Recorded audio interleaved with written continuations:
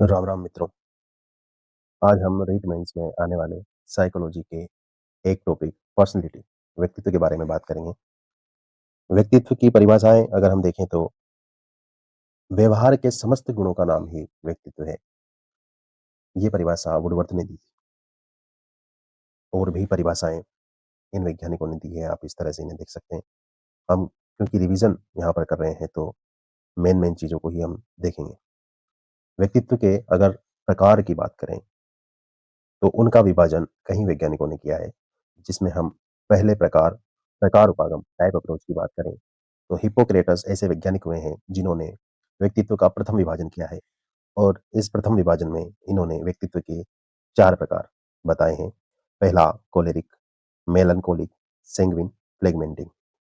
प्रथम विभाजन जो हिप्पोक्रेटस ने किया है, इसका आधार इसने शारीरिक द्रव्य लिया है, बॉडी फ्लूइड्स। हिप्पो से हम याद रख सकते हैं, प को इस तरीके से लिख सकते हैं, तो ये है 4। तो हिप्पो ने प्रथम विभाजन किया है, कितने टाइप का व्यक्तित्व बताया है? 4 टाइप का। आगे बढ़ते हैं। अर्नेस्ट क्रेसमर दूसरे वैज्ञानिक जिन्होंने भी 4 टाइप के व्यक्तित्व को दिखाया है। पहला एस्थेनिक, एथलेटिक, पिकनिक और डिस्प्लास्टिक। इन 4 टाइप में व्यक्तित्व को बांटा है। इन्होंने जो आधार लिया है वो शारीरिक संरचना यानी कि बॉडी स्ट्रक्चर को लिया है। इन्होंने सिजोफ्रेनिया और मेनिया डिप्रेशन के रोगियों का अध्ययन किया है और इसी अध्ययन के आधार पर 4 टाइप से व्यक्तित्व का विभाजन किया है, जिसमें पहला एस्थेनिक, दूसरा एथलेटिक, तीसरा पिकनिक और चौथा डिस्प्लास्टिक। एस्थेनिक में जो लंबे, पतले और कोमल ऐसे व्यक्तियों को एस्थेनिक पार्ट में, और मजबूत और शक्तिशाली व्यक्तियों को इन्होंने एथलेटिक बोला है। वहीं बोनो को इन्होंने पिकनिक और जो तीनों प्रकार के मिश्रण रखते हो उनको अर्नेस्ट क्रेसमर ने डिस्प्लास्टिक बोला है। Next, William Herbert Seldon. Seldon में हम ड को अगर इस तरह से ऊपर भी बढ़ा दें तो ये 3 हो जाएगा। और इसी से हम ये याद रख सकते हैं कि हर्बर्ट सेल्डन ने 3 प्रकार के व्यक्तित्व की बात की है। इनका आधार भी शारीरिक संरचना है। 3 तरह के व्यक्तित्व, पहला एंडोमॉर्फिक, मीजोमॉर्फिक और एक्टोमॉर्फिक। एंडोमॉर्फिक, मीजोमॉर्फिक और एक्टोमॉर्फिक, 3 तरह के व्यक्तित्व।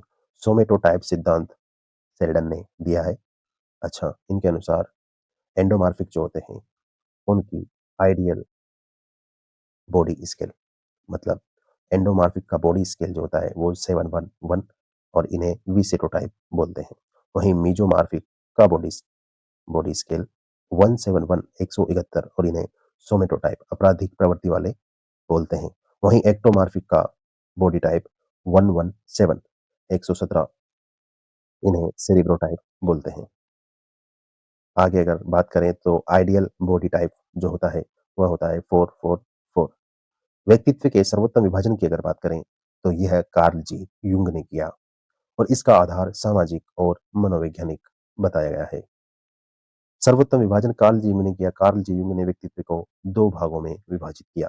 पहला भाग अंतर्मुखी और दूसरा बहिर्मुखी। यह सर्वोत्तम विभाजन माना जाता है जो कार्ल जी युंग द्वारा किया गया। मायर ब्रिग्स व्यक्तित्व संकेतक सूची MBTI में व्यक्तित्व का एक अन्य प्रकार उभयमुखी बनाया गया है। मायर ब्रिग्स की व्यक्तित्व संकेतक सूची में व्यक्तित्व का एक अन्य प्रकार उभयमुखी बताया गया है, वरना व्यक्तित्व के 2 ही प्रकार, एक इंट्रोवर्ट अंतर्मुखी और एक एक्सट्रोवर्ट यानी बाह्य मुखी। एडवर्ड स्पेंजर ने समाजशास्त्रीय आधार पर एडवर्ड स्पेंजर ने समाजशास्त्रीय आधार पर 6 प्रकार के से व्यक्तित्व विभाजन किया है। पहला सैद्धांतिक, दूसरा सामाजिक, तीसरा धार्मिक, राजनीतिक, आर्थिक, सौंदर्यात्मक। एक बार और रिपीट करेंगे। एडवर्ड स्पेंजर ने समाजशास्त्रीय आधार पर 6 प्रकार के व्यक्तित्व का वर्णन किया है। पहला सैद्धांतिक, मेरे साथ बोलिए, सैद्धांतिक, सामाजिक, धार्मिक, राजनीतिक, आर्थिक और सौंदर्यात्मक। सैद्धांतिक, सामाजिक, धार्मिक, राजनीतिक, आर्थिक और सौंदर्यात्मक। व्यक्तित्व विभाजन का अंतिम बिंदु जॉन हॉलैंड ने दिया। जॉन हॉलैंड ने षटकोणीय मॉडल को प्रस्तुत किया और उस षटकोणीय मॉडल का नाम उन्होंने दिया रिया-सेक मॉडल। रिया-सेक मॉडल। और इस रिया-सेक में 6 बिंदु हैं, 1 2 3 4 5 6। तो इन्होंने जो विभाजन किया है व्यक्तित्व का वो 6 टाइप में किया है। रिया-सेक देखिए आप इस तरीके से रिया शेख लिख रहा है। आर मतलब realistic, investigative, artist, social, enterprising, conventional. इस तरीके से व्यक्तित्व विभाजन का अंतिम बिंदु जॉन हॉलैंड ने रिया शेख मॉडल देकर 6 टाइप में व्यक्तित्व को बांटा। अगले वैज्ञानिक की बात करें थोर्नडाइक ने 3 टाइप में व्यक्तित्व का विभाजन 3 तरह से किया है। पहला स्थूल विचारक, दूसरा सूक्ष्म विचारक, तीसरा प्रत्यय विचारक, कॉन्क्रीट थिंकर, एब्स्ट्रैक्ट थिंकर और आइडियल थिंकर। तो थोर्नडाइक ने 3 तरीके से व्यक्तित्व का विभाजन किया। दूसरे अप्रोच की अगर हम बात करें तो वो आता है विशेषज्ञ अप्रोच या सील गुण उपागम, ट्रेट्स अप्रोच इसको हम बोलते हैं। यह व्यक्तित्व का विभाजन हमारे व्यवहार का वर्णन करता है। इसमें सबसे पहले वैज्ञानिक गार्डन आलपोर्ट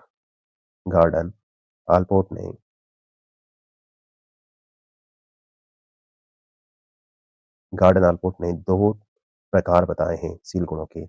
एक तो सामान्य और दूसरा व्यक्तिगत। सामान्य सील गुण हैं जो सब में होते हैं और व्यक्तिगत सील गुण वो हैं जो किसी किसी में होते हैं। गार्डन आलपोर्ट ने 17,953 सील गुण बताए हैं। कुल 17,953। आलपोर्ट ने व्यक्तिगत सील गुणों को पुनः 3 भागों में बांटा। पहला कार्डिनल सील गुण, दूसरा केंद्रीय सील गुण और तीसरा गौण सील गुण। कार्डिनल सील गुण यानी कि प्रधान सील गुण, यह किसी किसी व्यक्ति में पाया जाता है और उनको विश्वविख्यात बना देता है। जैसे अहिंसा गांधी जी के लिए कार्डिनल सील गुण था। गांधी जी को इस अहिंसा के मार्ग पर चलने से ही महानता प्राप्त हुई। इसलिए एक सील गुण जो गांधी जी में था वो अहिंसा। आक्रामकता हिटलर के लिए प्रधान सील गुण माना जाता है।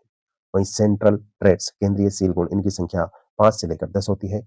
यह सभी व्यक्तियों में पाए जाते हैं, जैसे ईमानदारी, सामाजिकता, उदासी और फुर्ती।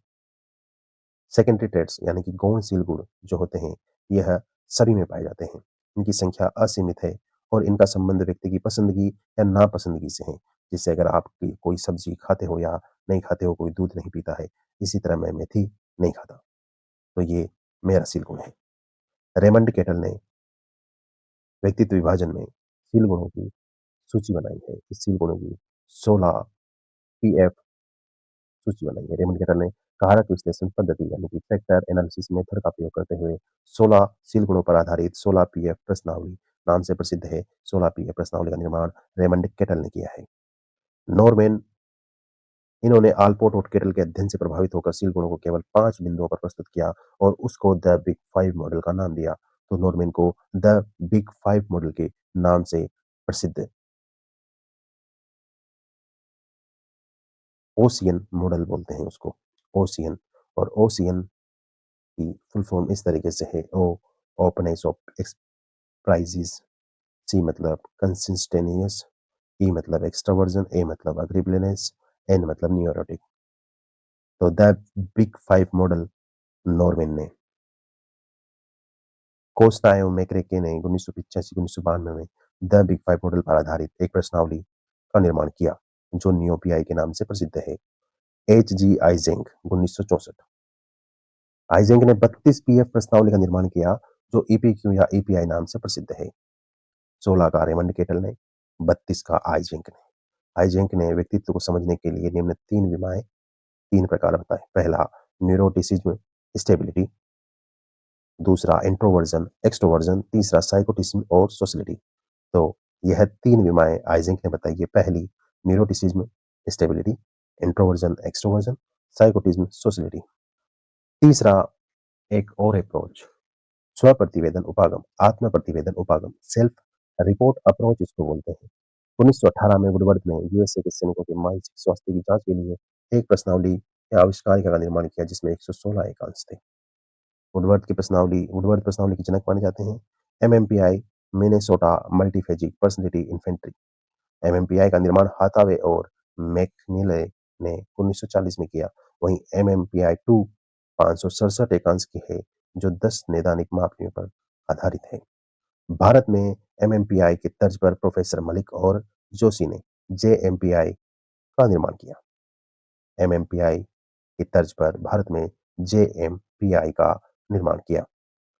चौथा प्रक्षेपी उपागम प्रोजेक्टिव अप्रोच, यह व्यक्तित्व के लिए एक और अप्रोच सबसे पहली टाइप अप्रोच, दूसरी ट्रेंड्स अप्रोच, तीसरी जो अभी अपन ने पढ़ी है सेल्फ रिपोर्ट अप्रोच और चौथी प्रोजेक्टिव अप्रोच। प्रक्षेपी विभागम, प्रक्षेपी शब्द पहली बार प्रयोग करने का श्रेय सिगमंड फ्राइड को दिया जाता है। प्रक्षेपी विभागम प्रक्षेपी विधियों की प्रमुख विशेषता अचेतन में छुपी हुई बातों को बाहर निकालना है। व्यक्तित्व के आकलन की प्रमुख प्रक्षेपी विधियां निम्नांकित है। पहली विधि साई धब्बा परीक्षण, इंक ब्लॉट टेस्ट, आईबीटी। इसके प्रतिपादक हरमन रोशार्क हैं। 1921 में साई धब्बा परीक्षण को प्रतिपादित किया। इसमें 10 कार्ड्स होते हैं। आईबीटी में 10 कार्ड्स होते हैं जिन पर अलग अलग रंगों की स्याही के धब्बों वाली आकृतियां बनी होती है। आईबीटी में प्रयुक्त रंग 5 card black and white, 2 card red and grey और 3 कार्ड पिस्टल कलर होते हैं। आईबीटी में व्यक्तित्व आकलन के लिए 4 आधार बताए गए हैं: लोकेशन, डिटर्मिनेशन, कॉन्टेक्ट और ऑर्गेनाइजेशन। आगे अगर हम बात करें प्रासंगिक या अंतर्बोध परीक्षण, यह परीक्षा की दृष्टि से अत्यंत महत्वपूर्ण है क्योंकि यह अधिकतर पेपर्स में पूछे गए हैं, अधिकतर एग्जाम में इनको पूछा गया है। यह है प्रासंगिक अंतर्बोध परीक्षण। इंग्लिश में अगर हम बात करें थेमेटिकल एप्रिसिएशन टेस्ट, टीएटी। यह मार्गन और मूरे द्वारा बनाया गया टेस्ट है। अच्छा, ये टेस्ट बनाए क्यों जाते हैं? तो यह व्यक्तित्व को मापन के लिए बनाए जाते हैं। वयस्कों के लिए निर्मित है TAT, thematical appreciation test. TAT परीक्षण में कुल 30 कार्ड्स होते हैं जिन पर चित्र बने होते हैं। प्रयोज्यों को इन्हें कहानी लिखनी अथवा सुनानी होती है इन्हें देखकर। टीएटी में किसी भी महिला अथवा पुरुष का अधिकतम 20 कार्ड ही प्रस्तुत किए जाते हैं। कार्ड इसमें 31 होते हैं क्योंकि एक कार्ड खाली होता है। 20 कार्ड प्रस्तुत किए जाते हैं। 10 कार्ड पर पुरुष के चित्र होते हैं, 10 कार्ड पर महिला के चित्र होते हैं और बचे हुए 10 कार्ड पर युगल चित्र होते हैं और एक जो होता है वह होता है खाली। कभी-कभी प्रयोज्यों को एक खाली कार्ड दिया जाता है, इस पर उसे स्वयं चित्र बनाने होते हैं। कुल कार्ड्स 31 इस तरीके से। टीएटी का भारतीय अनुकूलन उमा चौधरी ने किया। तीसरा तस्वीर कुंठा परीक्षण या चित्र नैराश्य परीक्षण, पीएफटी, पिक्चर फ्रस्ट्रेशन टेस्ट। इसके प्रतिपादक रोजिन विंग हैं। इसमें 24 कार्टून पर आधारित व्यक्तियों के चित्र होते हैं जिनमें एक पक्ष इस तरह व्यवहार करता है कि दूसरे पक्ष के व्यक्ति को निश्चित रूप से कुंठा उत्पन्न होती है। पीएफटी का भारतीय अनुकूलन डॉक्टर पारिक ने दिया, डॉक्टर उदय पारिक। शब्द सहचर्य विधि, मुफ्त शब्द सहचर्य विधि, डब्ल्यूएटी, वर्ड एसोसिएशन टेस्ट। प्रथम शब्द सूची निर्मित करने का श्रेय फ्रांसीसी गोल्डन को दिया जाता है। इन्हें मनोवैज्ञानिक शब्दों के आधार पर 75 शब्दों की सूची तैयार की। डब्ल्यूएटी को व्यक्तिगत करने का श्रेय सिगमंड फ्राइड को दिया जाता है। वाक्य पूर्ति विधि या कहानी पूर्ति विधि, एससीटी, सेंटेंस कंप्लीट टेस्ट। इनके प्रतिपादक पाइने, टेंडलर, रोड और हाइड्रेथ हैं।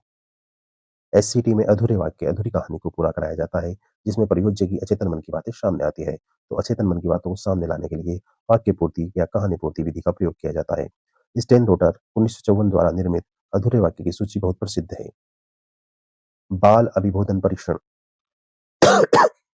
CAT, child appreciation test. इसके प्रतिपादक क्रिस व बेलोक है। यह प्रश्न पेपर में कई बार आया है कि बाल अभिबोधन परीक्षण या सीएटी का प्रतिपादक कौन है? तो क्रिस और बेलोक। सीएटी में 10 कार्ड्स होते हैं जिन पर पशु पक्षियों और फूल पत्तियों के चित्र बने होते हैं। बालकों को इन्हें देखकर कहानी लिखनी अथवा सुनानी होती है। सीएटी में 3 से 10-11 वर्ष तक के बालकों के लिए चित्र दिए होते हैं। इसी के साथ व्यक्तित्व यहाँ पर समाप्त होता है। जय राम जी की।